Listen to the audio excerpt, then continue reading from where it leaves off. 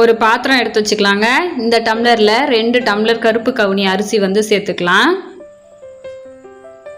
சேர்த்துட்டு இப்போ இதே டம்ளரில் 2 டம்ளரு இட்லி அரிசி வந்து சேர்த்துக்கலாங்க.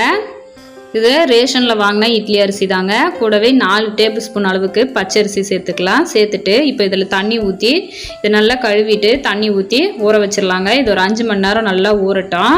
மாவு அரைக்கிறதுக்கு 1 ஹவருக்கு முன்னாடி உளுந்து அளந்து போட்டு அதையும் ஊற வச்சிடலாங்க. உளுந்து நல்லா ஊறி வந்ததுக்கு அப்புறமா பாருங்கள், ஒரு 25 நிமிஷம் அரைச்சி உளுந்து மாவு வந்து எடுத்து வச்சுருக்கேன். இப்போது உளுந்து அரைச்சதுக்கு அப்புறமா நம்ம அரிசி வந்து சேர்த்துக்கலாம். கிரைண்டரில் அரிசி சேர்க்கறதுக்கு முன்னாடி கொஞ்சமாக தண்ணி ஊற்றிக்கோங்க. ஊற்றிட்டு அரிசியை சேர்த்து இப்போ இதையும் அரைச்சி எடுத்துன்னு வந்துட்டேன்.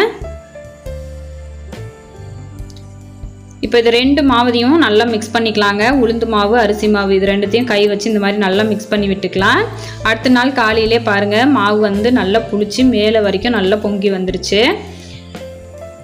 இப்போ இதிலிருந்து கொஞ்சம் மாவு ஒரு பாக்ஸில் எடுத்து போட்டுக்கலாங்க. போட்டுட்டு தேவையான அளவு உப்பு சேர்த்துட்டு தண்ணி ஊற்றி இந்த மாவை வந்து கரைச்சிக்கலாம். நம்ம இட்லி தான் ஊற்ற போகிறோம், அதனால் இட்லி மாவு கன்சிஸ்டன்சிக்கு கரைச்சிக்கலாங்க. கரைச்சிட்டு இப்போ இட்லி பாத்திரத்தில் தண்ணி ஊற்றி வச்சுருக்கேன். தண்ணி காயுதுங்க. இதில் இட்லி பிளேட்டில் வந்து நம்ம இட்லி ஊற்றி வச்சுக்கலாம்.